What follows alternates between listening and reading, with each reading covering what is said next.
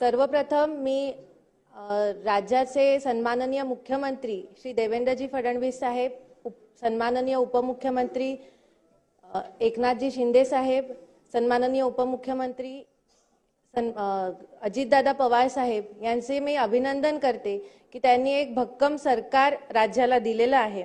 अध्यक्ष महोदय, माननीय राज्यपाल महोदयांनी राज्याच्या सर्वांगीण विकास व प्रगतीच्या दृष्टिकोनातून दिलेले संकल्पचित्र हे राज्याला प्रगतीची नवीन दिशेची जाणीव देणारे आहे। राज्यामध्ये पुण्यश्लोक अहिल्यादेवी महिला नवोद्योग योजना, मुख्यमंत्री माझी लाडकी बहीण योजना, मुख्यमंत्री अन्नपूर्णा योजना अशा अनेक अभूतपूर्व योजना महिलांच्या आर्थिक सक्षमतेसाठी शासनाने राबवल्या।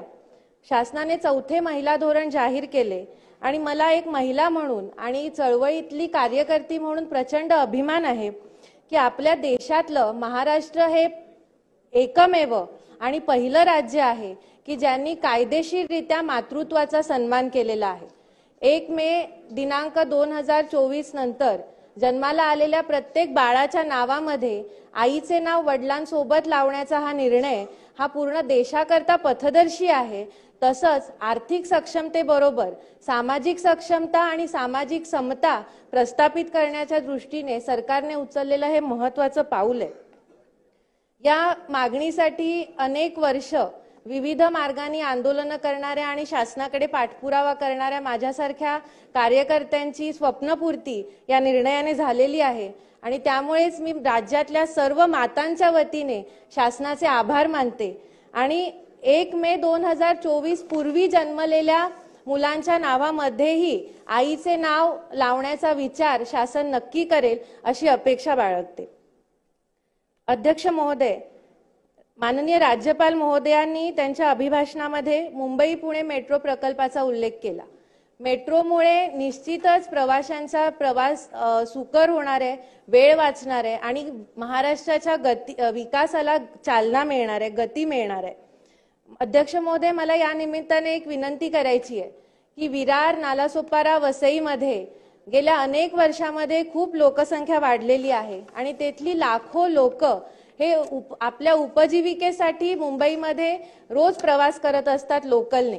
तर त्यांचा हा प्रवास सुकर होण्यासाठी, त्यांना तिथे सोयी सुविधा मिळण्यासाठी भाईंदर पर्यंत आलेली मेट्रो लवकरात लवकर वसई विरार पर्यंत सुद्धा शासनाने त्याचा प्रस्ताव बनवून त्याची अंमलबजावणी शासनातर्फे व्हावी अशी मी शासनाला विनंती करते। अध्यक्ष महोदय, राज्यामध्ये जलजीवन मिशन योजने अंतर्गत हर घर नल योजनेची खूप प्रभावीपणे अंमलबजावणी होते आहे आणि या योजनेमध्ये कोणताही भेदभाव न करता प्रत्येक घराघरामध्ये नळाने पाणी देण्याची योजना ही आहे। अध्यक्ष महोदय, मला या निमित्ताने विनंती करायची आहे की मी ज्या मतदारसंघाचं प्रतिनिधित्व करते तो वसई मतदारसंघ गेल्या 35 वर्षापासून पाण्याच्या एका थेंबाला तडफडतोय। तर ह्या योजनेची अंमलबजावणी वसईच्या ग्रामीण भागामध्ये आणखीन प्रभावीपणे व्हावी आणि लवकरात लवकर तिथल्या प्रत्येक घरामध्ये पाणी पोहोचावं अशी मी विनंती करते। तसंच शहरी भागासाठी अमृत योजना 2.0 ही योजना सुरू केलेली आहे महानगरपालिकेच्या क्षेत्रांमध्ये। पण या योजनेमध्ये शहरांमधली जी वसती स्थानं आहेत, झोपडीचा भाग आहे, चाळी असतील किंवा आदिवासी पाडे असतील, तर या भागामध्ये हे प्रत्येक घराला पाणी मिळत नाहीये, तर ती व्यवस्था करावी। अध्यक्ष महोदय, 2 मिनिटात मी संपवते। अध्यक्ष महोदय, राज्यपालांनी त्यांच्या अभिभाषणामध्ये राज्यभरात हरित आच्छादन क्षेत्र वाढवण्यासाठी हरित महाराष्ट्र कार्यक्रमाची घोषणा केलेली आहे। मला या निमित्ताने सांगावं वाटतं की आमच्या वसईमध्ये खूप सुंदर हरितपट्टा आहे आणि हा हरितपट्टा वाचवण्यासाठी मी, माझे वडील, त्यावेळेचे तत्कालीन आमदार श्री विवेक पंडित आणि तिथले वसईकर जनता गेली अनेक वर्ष वेगवेगळ्या माध्यमातून आंदोलन करत होतो आणि या आंदोलन दडपण्यासाठी त्यावेळेचं जे काँग्रेस सरकार होतं त्यांनी अमानुष लाठीचार्ज केले, अनेक प्रकार केले होते। पण त्या सगळ्याला न जुमानता ही चळवळ सुरू राहिली आणि अजूनही वसईकर जनता हरितपट्टा वाचवण्यासाठी प्रयत्नशील आहे। मला या निमित्ताने एकच वाटते की सरकार हा हरितपट्टा वसईचा वाटवण्यासाठी निश्चित पावलं उचलेल आणि शेवटी मला थांबताना एकच गोष्ट मांडायची अध्यक्ष महोदय की हे सरकार जे आता स्थापन झालेलं आहे महायुतीचं सरकार, त्यांनी गेल्या काळामध्येही सिद्ध करून दाखवलेलं आहे की हे सरकार गरिबांचं, वंचितांचं, शोषितांचं, कामगारांचं, शेतकऱ्यांचं, सगळ्या सामान्यांचं सरकार आहे। त्यामुळे मी या सरकारचे खूप खूप आभार मानते।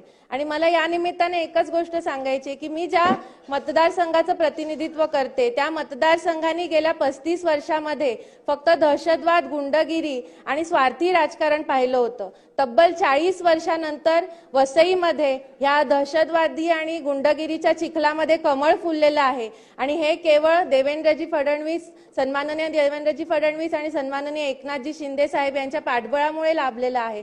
त्यामुळे मी या सर्वांचे आभार मानते।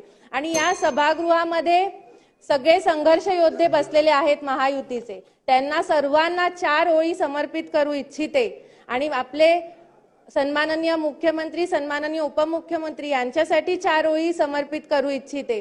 रुके न जो, झुके न जो, दबे न जो, मिटे न जो, रुके न जो, झुके न जो, दबे न जो, मिटे न जो, हम वो इनकलाब है, जुल्म का जवाब है, हर शहीद हर गरीब का हमी तो ख्वाब है, हर शहीद हर गरीब का हमी तो ख्वाब है। धन्यवाद अध्यक्ष महोदय, मला संधी दिल्याबद्दल।